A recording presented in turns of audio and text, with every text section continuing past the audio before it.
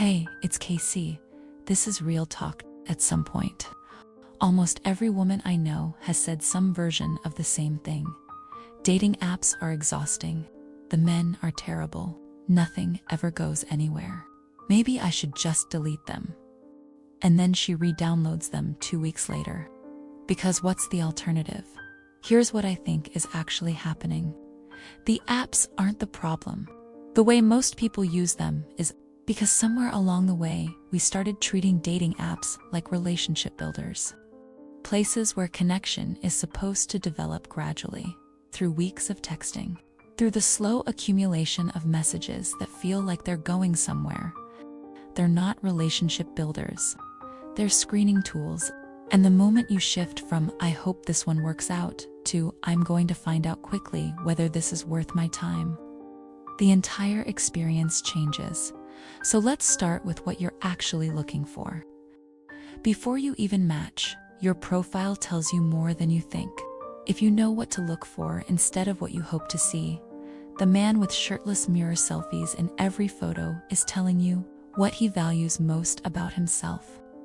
The profile with group photos only, so you genuinely cannot tell which one he is telling you something about his relationship with transparency. The bio that says "just ask" or "nothing at all" is telling you he expects you to do the work of finding out who he is.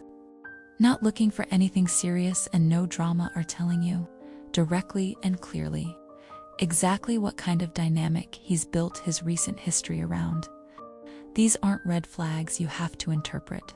They're information he's offering you before you've exchanged a single word. Take it. Swipe left without guilt. You're not being too picky, you're being efficient. There's a difference, and it matters. Because the woman who swipes right on everyone just to see, the one who ends up exhausted by conversations that were never going to go anywhere, then there's what his first message actually tells you. Before you've met him, before you've heard his voice, before you know anything about who he actually is, his opening message is real data. Hey tells you nothing about his interest in you specifically. Your hot tells you exactly what he's screening for. A copy-paste opener that could have been sent to any woman on the app tells you he's not actually interested in you, just in whoever responds first. A green flag looks like this. He references something specific from your profile, asks a real question, starts a conversation that couldn't have been sent to someone else. That's the bar. It is not high, and if he can't clear it when he's trying to make a first impression, he won't clear it after. Low effort from the first message is information. You don't need to give it 3 more chances to confirm what it already showed you. Here's why you should stop texting and get on a call instead. If he seems worth your time, move to a phone call. Not because it's a rule, because text is the medium most optimized for building a fantasy. You fill in the gaps. You read tone into words that have no tone. You imagine a version of him based on what he's chosen to send you, which is the most curated, most considered version of his communication. None of that is him. Voice reveals personality in ways text cannot. Humor, warmth, how he responds when he doesn't have time to craft the perfect reply. Whether conversation actually flows or whether you're both performing, you cannot fake presence the way you can fake a good text message. Time wasters won't call. They'll hedge, suggest they're more of a texter, keep the conversation going indefinitely without it going anywhere. That's your answer. A man who is genuinely interested will find 15 minutes to talk to you. If he won't, move on without guilt and without a lengthy explanation. And if the call goes well, meet within a week. Not sometime soon. Not "we'll figure it out this week," a specific day, a specific time. The reason is simple. The longer you wait, the more attached you become to someone you've never actually met. Weeks of texting before a first date doesn't build connection, it builds a projection. You're falling for the version of him that exists in your imagination, assembled from curated messages and a 30-minute phone call. That version is almost never who shows up. Meeting fast also tells you something real. A man who is genuinely interested and actually available will make it happen. A man who stalls, makes vague plans that never materialize, or keeps finding reasons why this week doesn't work, is telling you something about how available he actually intends to be. Keep the first meeting short, coffee or a walk, not dinner. Low investment, high information. You're not there to have the best possible time. You're there to find out if there's a reason to come back. So what are you actually doing on that first date?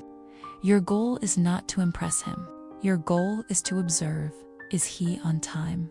Does he ask about you? Or does he spend the hour talking about himself? How does he treat the server? Is he present, or is his phone more interesting than the person sitting across from him? Does he bring up his ex unasked within the first 20 minutes? One clear red flag is enough information.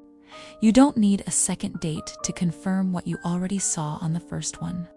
The woman who gives 3 more chances to the man who showed her exactly who he was in the first hour is the one who ends up 6 months in, wondering how she got here. Tell someone where you're going, drive yourself, meet somewhere public. These are not paranoid precautions, they're standard ones, and any man worth your time will understand that. And when the apps aren't working, if you've been on the apps for 3 to 6 months and nothing is clicking, not a single person who made it past the first date feeling worth a second, delete them. Not forever. Just for now. Take a break and meet people in real life. Events, hobby groups, anything that puts you in a room with someone you can actually read, whose energy you can feel, whose humor lands in real time, who you can't misread through a screen. Apps are one tool, not the only one.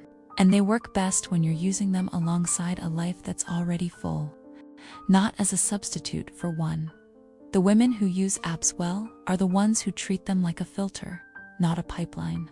They move fast, they observe clearly, they don't invest emotionally before there's something real to invest in. They're not hoping, they're screening. And when someone passes the screen, they give that person their full attention. That's the shift. Not a new app, not a better profile, not more patience with men who've already shown you who they are, just using the tool correctly, efficiently, clearly, without sentimentality about what it is, when you bond before you've even met. Why some app conversations feel more real than they are. That starts with understanding how attachment actually forms. There's a guide for that. It's not you, it's your brain. No pressure. It's there whenever you're ready. Links in the description. This is KC from Love and Life. If this found you at the right time, a like helps it find someone else too. And if you want to catch the next one, subscribing means you won't miss it. Thank you for spending this time with me. I'll see you next time.